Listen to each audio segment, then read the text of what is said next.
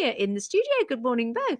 Good morning. Good morning, Gina. I'm loving the tunes this morning. They're great, aren't they? You've had a bunch of tunes, and it's lovely and warm outside. I've got my arms out. You have. A little bit overcast, but actually it's quite warm, which is nice.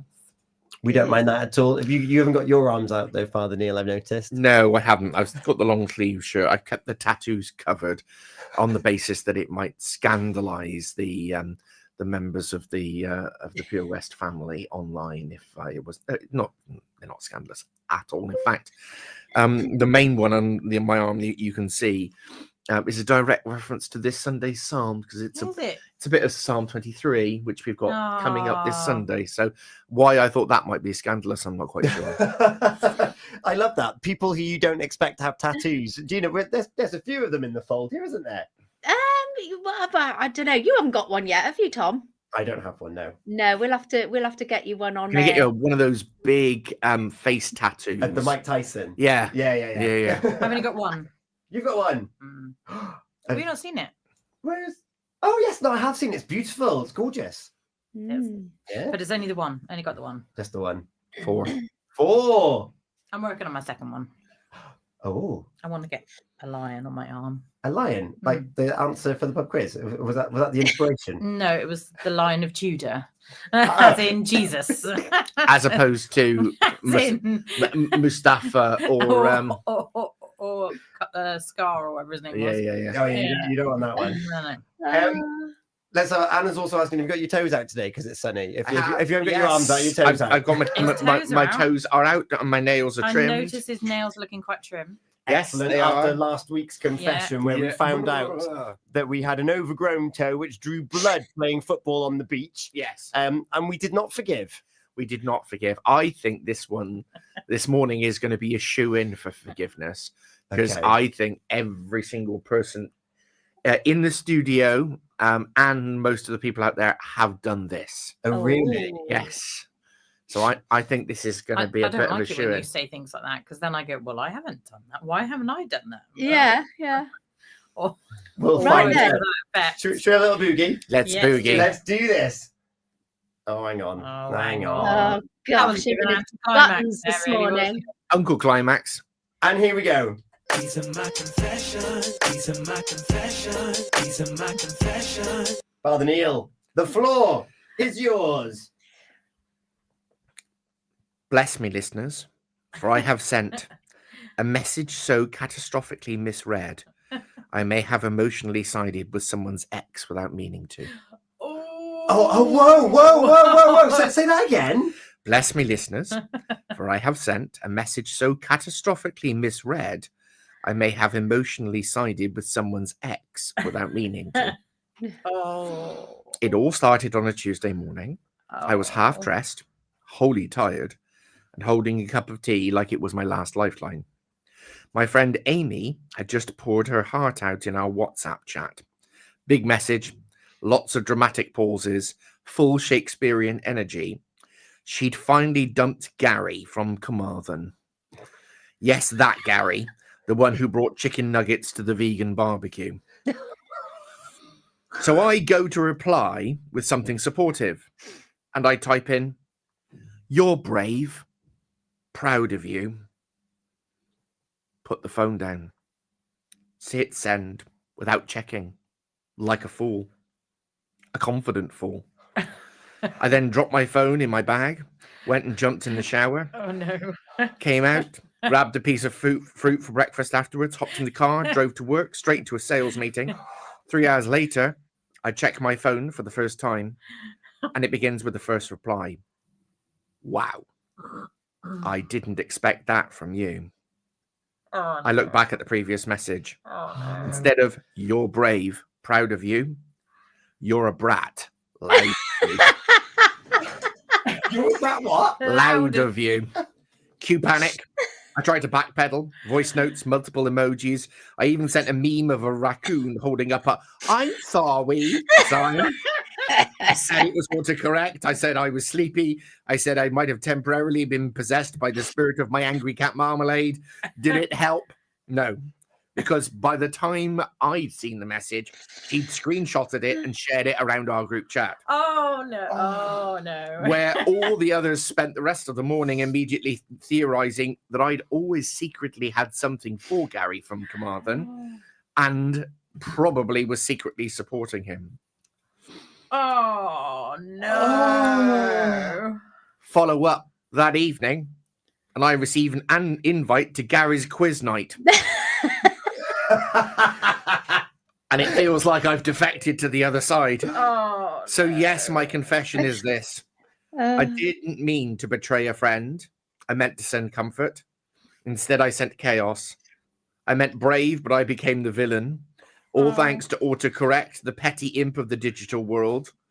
And so to Amy, if you're listening, I'm sorry. I was proud of you, not loud of you. But also, let's be honest, hun, you are a bit loud. Oh no! So in summary, there's been a breakup. There's a chat going on with all the friends in there, and she's like, I've done it. Yeah. I've parted ways. She's dumped Gary. And what our poor soul here has done has been like, I'm proud of you. Yeah, you woo, trying to big him up, and has actually said, can't believe you did that. You're loud. Yeah. Essentially, by calling her a brat. Yes. And not in a Charlie XCX brat summer kind of vibe either. Just like, wow, I can't believe you did that. For those of you just tuning in, it was tuning in. It was autocorrect that sent that message, and not our dear friend. So Amy received this message at sort of like 8:15 in the morning, and then radio silence until midday. Because, of course, the phone was dropped in the handbag, and then there was the shower and the drive and straight into the sales meeting. And by that time, it had all blown up. Screenshot been taken. Yeah. Passed around the friendship group. Can you believe she said this? Yeah. She didn't even like Gary. So this would never have happened in Pride and Prejudice. No. Because they didn't have autocorrect. But if you do remember, I did say that I think this is a fairly good shoe-in for a forgive, because which one of us here in the studio and out there hasn't sent a message that hasn't been auto-corrected into something else? Yeah. I mean, my brain does that regularly. Oh, does it? Yeah. Well, that's directly on you. One word will be in my mouth and another word will come out. As it did last week. My brain autocorrects. Yes, yeah. Regularly. Autocorrect has definitely had its fair share of substitutions on my chats. I know that much. G, your thoughts? I totally sympathise with this, because as Tom knows, I do a lot of, I don't actually write messages anymore. I actually speak into my phone because I find it is a lot easier for me. But not as a voice note. Oh, no, not as a voice note. No, I speak and it does the text message. Yes, I dictate the message. Well, some of the stuff that comes out of there. Well, and of course, I don't read it back. I just send it and he goes, oh. Yeah, that's like an extra layer of autocorrect, isn't it? You dictate it, you're not even viewing it. So, all sorts can happen on a dictated message. I still prefer them over a voice note, just saying. Yeah, but it's good, though, if somebody that knows me, I've sent the message to somebody that knows me, they know exactly what I mean behind the scenes, and they just laugh to themselves. But it can be extremely dangerous. And when you're short of time, even when you're pressing that message, there's the proof. The proof is in the pudding. And, I'm going to go straight in there because I can totally agree with this. Definitely forgiven. Oh, straight in. Carnage cause. Yeah. Totally forgiven, because I am one that has sent messages probably very similar to that.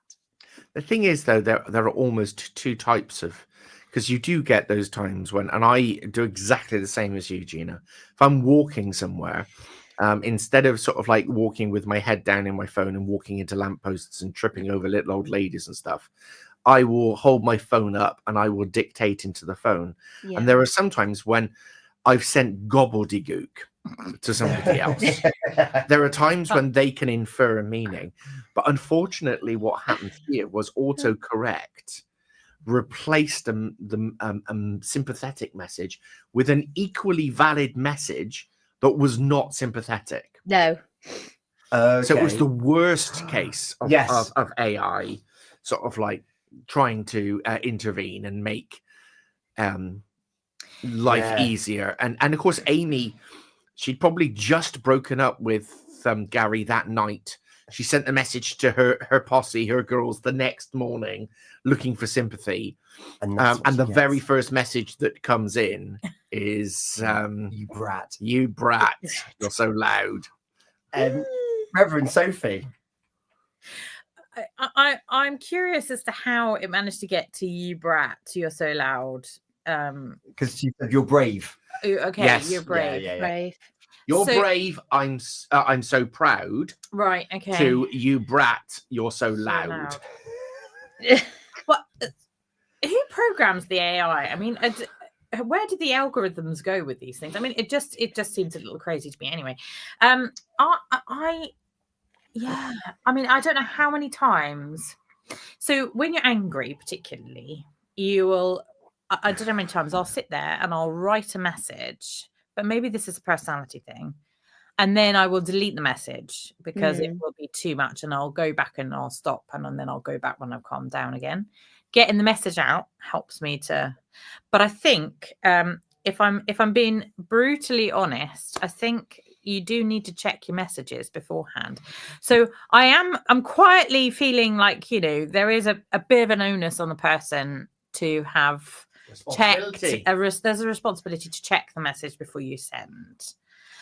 So I don't think we can blame it all on AI, but there is, you know, yes. So I'm. I don't think she cared at all about her friends. Moment. Oh, she's put something in the group chat. Oh, I'll give her a sentence or two, whatever. She's full of drama. Oh, he's only Gary from Command, and I don't care. Yeah, whatever. To blah blah blah blah blah. Send. Right, I'm gonna have a shower and some food. By the way, loving the Gary from Carmarthen energy. Thank you. Yeah. Not only from you, but also loving Gary from Carmarthen's energy. First turning up to the With the chicken nuggets. barbecue with the I chicken know. nuggets.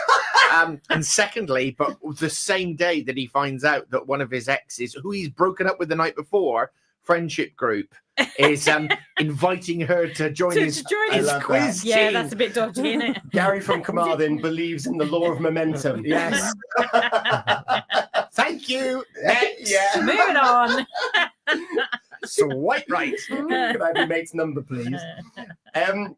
Yeah, I am with Reverend Sophie though a little bit. Is that your friend's in need? There's been a breakup. You need to be there. You need to be consoling. You need to be someone there that helps a girl out. You know. Can't you? I suppose you could argue, and I'm being brought over to this now, that perhaps Amy deserves more than just sort of like 7 words rapidly. That can, if she's your friend, can you not spend just 1 minute crafting a little bit of a personalized reply to say, "Oh, hon, I'm so sorry. It must be really stressful for you, but know that I'm going to be thinking about you today. Maybe we can have a chat this evening." This person was running late. They needed a shower. They needed to go to work. They had an important meeting. There's no time for that. There's been a breakup, G. Yeah, Anna, there'll be another one. I love this. Anna is well on board with this too. Maybe she wanted to stir it up to run off with Gary herself. Oh, The scenario is it's expanding. She's fallen in love with Gary's chicken nuggets, and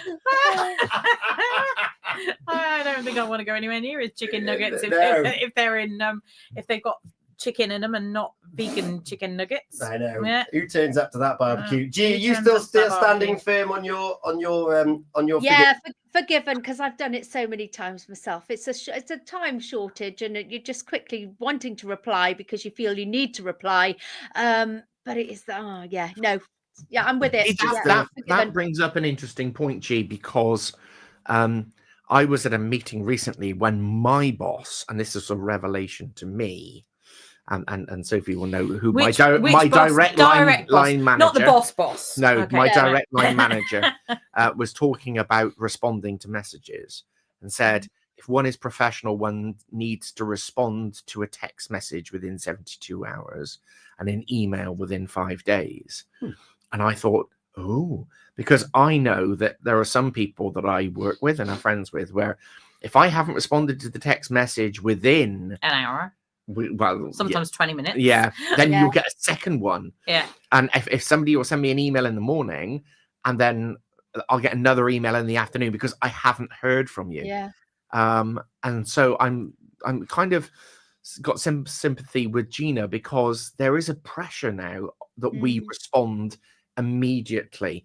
And yeah, life can be really, really busy, and you think, I want to sit down and I want to say the right thing.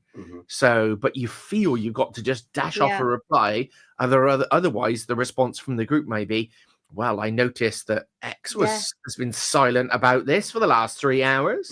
They don't care. I think this, I mean, I know I joked a little about Pride and Prejudice, but it does, Pride and Prejudice, that kind of era, or even 50 years ago, we wouldn't have had that connectivity. So we would have had no choice. We'd have received a letter. The letter would have taken, 10 minutes to read or so. And then we would have allowed it to process it before we were able to sit down and physically respond to that letter. And so they wouldn't have expected a letter back within 5 days. So why do we expect it now? Well, the expectation is there now because of the connectivity that we have. I know that I set my expectation is you're not going to hear from me sooner than so many days. There's too much going on, and I want to craft a proper response to you. Jonathan's been in touch on the app. How on earth does Brave autocorrect a brat? And as well, your Brave makes it sound quite passive aggressive still. Oh, Jonathan. Ooh. Well, I did think that your Brave sounded a little bit passive aggressive. I have to say, I agree with Jonathan on that. So that was a little bit, you're brave. You're brave. Oh, that's true. Yeah, because that's the thing. That's the thing with written words. You don't really know how it's going to be interpreted. Yeah, it could be. Oh, you're so brave. Well, that would have been more like it, but you just can't hear it in the messages. We have Gina's already. Okay. We've got 2 more answers over on social media, so I'm going to push us for an answer. We've opened up a massive can of worms in the middle of all of this. Reverend Sophie. I'm really, really struggling with this one, I have to say, because I don't think there's any excuse for not checking a message, but I know that I've done it myself. But I wouldn't forgive myself for sending a message like that. So I'm a little bit sat on the fence. However, I'm a forgiving person when it comes to other people, so I'm going to forgive. Okay. Intention over action. What did you do and what did you mean, Father Neil? Yeah, I came in feeling that it was going to be forgiven, and I'm sticking with that. I am going to forgive. It's not a conditional forgiveness. It is an absolute forgiveness, but it's only just made it over the line as a result of the discussions that we've had. I was very confident coming in this morning thinking, yes, everybody's done it, of course we forgive. But now, having reflected with Pure West Radio and the rest of the listeners out there, I am thinking, go on, just about forgiven. Yeah. Anna was with us. She said, yes, forgiven. Where are you, Tom? Denise was also forgiven, and despite the fact that I completely ripped open the can of worms, I did this deliberately. I do love the conversation we've had around setting boundaries and looking after your own sense of self and not feeling tied and pressured to your phone and your emails. If you fire off a quick message and your intention's in the right place, an autocorrect damns you, I'm going to forgive you too. Yes. Oh, we're It's a forgiving clean them. sweep. Clean Yeah. sweep. Clean sweep. Woohoo! Hands to the sky.